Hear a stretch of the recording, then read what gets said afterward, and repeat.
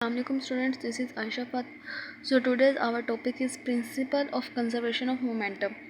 Principle of conservation of momentum के बारे में हम लोग पढ़ेंगे। मोमेंटम हमें जैसे पता है कि किसी ऑब्जेक्ट की मास और वेलोसिटी का प्रोडक्ट होता है मोमेंटम, तो हम लोग उसकी कंजर्वेशन के प्रिंसिपल को पढ़ेंगे।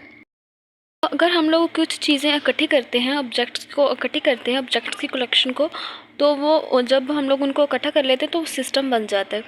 अगर उस सिस्टम के किसी भी ऑब्जेक्ट पर फोर्स ना लगे तो वो सिस्टम आइसोलेटेड सिस्टम कहलाता है। अब देखें, सपोज़ करें कि दो बॉल्स हैं, एक का मैस m1 है और वेलोसिटी v1 है, दूसरे का मैस m2 है, वेलोसिटी v2 है।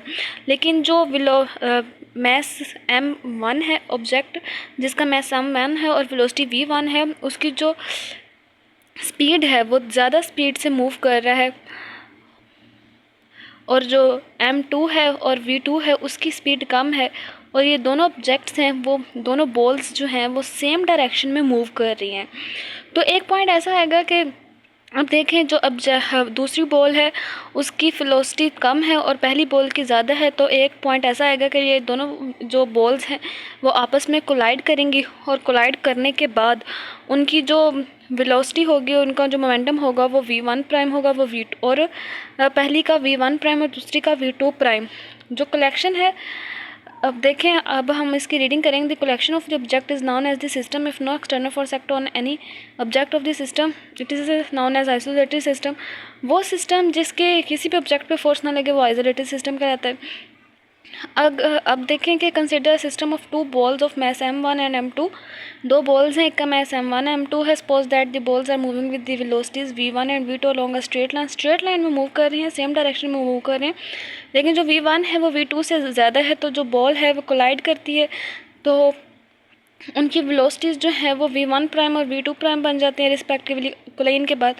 The total momentum of the system before कोलाइन जो है m1 v1 plus m2 v2 है, और जो टोटल मोमेंटम है सिस्टम का आफ्टर द कोलाइन वो m1 v1 प्राइम है और प्लस m2 v2 प्राइम हो जाता है। ठीक है, अब तो कंजर्वेशन ऑफ मोमेंटम के प्रिंसिपल जो है हम लोग को उसको स्टेट कैसे करेंगे। जब तक एक आइसोलेटेड सिस्टम है उस पर एक्सटर्नल फोर्स एक्ट नहीं करती, तो final total momentum of the system is equal to the initial total momentum of the system के इक्वल होता है। फाइनल टोटल मोमेंटम और इनिशियल टोटल मोमेंटम एक दूसरे के इक्वल होते हैं। जैसे कि ये बॉल्स हैं, इनके बारे में मैंने आपको बताया। No external force acts on an isolated system, the final total momentum of the system is equal to the initial total momentum of the system. इसका मतलब है ये कि टोटल मोमेंटम जो है सिस्टम का बिफोर कोलाइन जो है और इक्वल होता है total momentum of the system के आफ्टर कोलाइन के बाद। इस प्रिंसिपल को हम लोग एक्सप्लेन करने के लिए दो आइडेंटिकल बॉल्स को लेते हैं, जिसमें सेकंड बॉल जो है उसकी वो रेस्ट में है। अब देखिए, सेकंड बॉल उन्होंने दिखाया भी है कि v2 की जो वैल्यू है 0 है, उसकी वेलोसिटी 0 है, और जो v1 बॉल है उसकी वेलोसिटी v1 है। तो जो फर्स्ट बॉल है जब सेकंड बॉल के साथ कोलाइड करेगी, तो जो सेकंड बॉल है वो फर्स्ट बॉल का जो मोमेंटम होगा वो गेन कर लेगी और मूव करना स्टार्ट कर देगी। इसी तरह वो उसके साथ फर्स्ट बॉल सेकंड बॉल के साथ टकराने की वजह से फर्स्ट बॉल की जो मूवमेंट होगी वो स्लो हो जाएगी। ठीक है, when there is a collision of two balls there is a transfer of momentum from one ball to another ball. The ball at rest gain momentum and start moving, whereas the striking ball slow down. जो ball rest में होगी वो momentum gain करेगी, और जो ball टकराई है rest वाली बॉल के साथ वो स्लो डाउन हो जाएगी। अगर वही आइडेंटिकल बॉल जो हैं we will observe that there is a total transfer of momentum.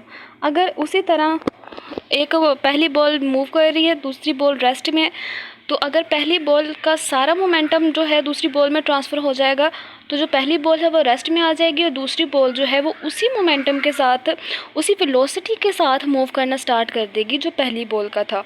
The striking ball comes to rest, जो बॉल स्ट्राइक करेगी वो रेस्ट में आ जाएगी, and other ball starting moving with the same speed. और जो दूसरी बॉल है वो सेम स्पीड के साथ मूव करना स्टार्ट हो जाएगी। It means that second ball gain momentum equal to that lost by the first one. जो पहली बॉल ने जितना मोमेंटम लूज़ किया सेकंड बॉल ने उतना ही मोमेंटम गेन किया। If first ball stop after collision, पहली बॉल क्लेन के बाद स्टॉप कर जाएगी। The second ball move with the same momentum of the first ball.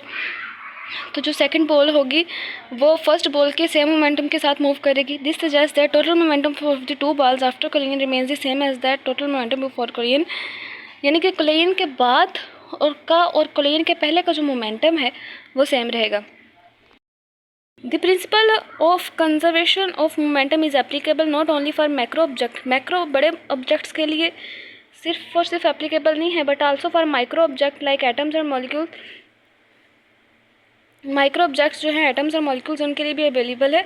यानी कि अगर दो एटम्स हैं, फर्स्ट एटम की वेलोसिटी v1 है, मैस m1 है, तो दूसरे जो एटम है उसकी वेलोसिटी v2 है, मैस v2 है। तो जो अगर फर्स्ट एटम की वेलोसिटी दूसरे एटम से तेज़ है तो जब दोनों आपस में कोलाइड करेंगे तो उन कोलाइजन के बाद उनकी वेलोसिटी v1 प्राइम और v2 प्राइम हो जाएगी। अगर पहला एटम मूव कर रहा है, दूसरा एटम रेस्ट में है, तो जो पहला एटम दूसरे एटम के साथ टकराएगा तो पहला एटम स्लो डाउन हो जाएगा और दूसरा एटम मूव करना स्टार्ट हो जाएगा। अगर वही दोनों एटम, अगर पहला एटम जो है वो मूव कर रहा है, दूसरा एटम रेस्ट में, अगर पहला एटम अपना सारा मोमेंटम जो है दूसरे एटम को ट्रांसफ़र कर देगा तो दूसरा एटम जो है होगा वो पहले एटम की वेलोसिटी के साथ मूव करेगा और जो पहला एटम होगा वो रेस्ट में हो जाएगा।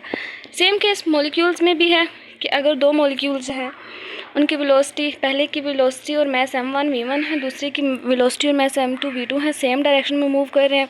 अगर पहले मॉलिक्यूल की वेलोसिटी ज़्यादा है दूसरे मॉलिक्यूल की वेलोसिटी के साथ, तो क्लेन के बाद उनकी वेलोसिटी जो हैं होंगी वो v1 प्राइम और v2 प्राइम होगी। अगर दो मॉलिक्यूल्स हैं, पहला जिसका मैस m1 और वेलोसिटी v1 है वो मूव कर रहा है, दूसरा जिसका मैस तो m2 है लेकिन वेलोसिटी नहीं है, वो रेस्ट में है, तो जो पहला मॉलिक्यूल दूसरे मॉलिक्यूल के साथ जब कोलाइड करेगा